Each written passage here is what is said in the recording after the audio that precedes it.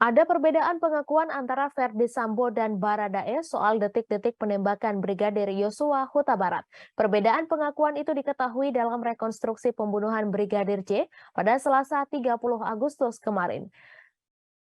Pada hari ini, karena adanya beda pengakuan itu, reka ulang detik-detik pembunuhan dilakukan dua kali. Satu adegan menurut versi Baradae, satu adegan lagi berdasarkan pengakuan Verdi Sambo. Dalam adegan versi Baradae ini, adegan dimulai saat Baradae menodongkan pistol ke Brigadir J yang diperankan pemeran pengganti.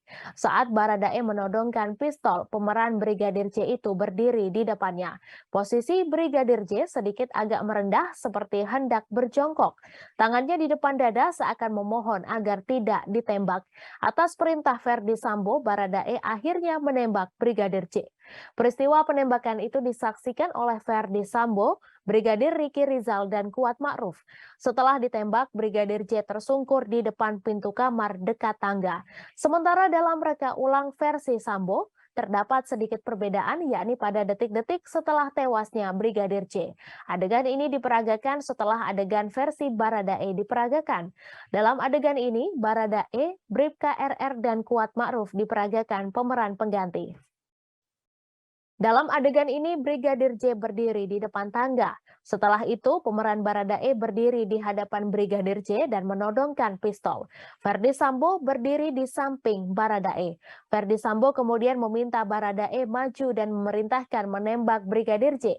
Sementara Brigadir J mundur sambil kedua tangannya membuka di depan dada, seolah menghindar dan meminta supaya tidak ditembak. Baradae pun akhirnya melepaskan tembakan. Setelah ditembak, Brigadir J terkapar di lantai dekat tangga.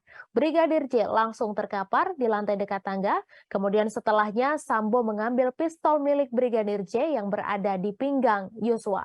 Verdi Sambo kemudian melepaskan sejumlah tembakan ke arah dinding dekat tangga. Dirtipidum Polri Brigjen Andi Rian Jayadi mengakui adanya beda keterangan antara Verdi Sambo dan Baradae soal adegan menembak Brigadir J.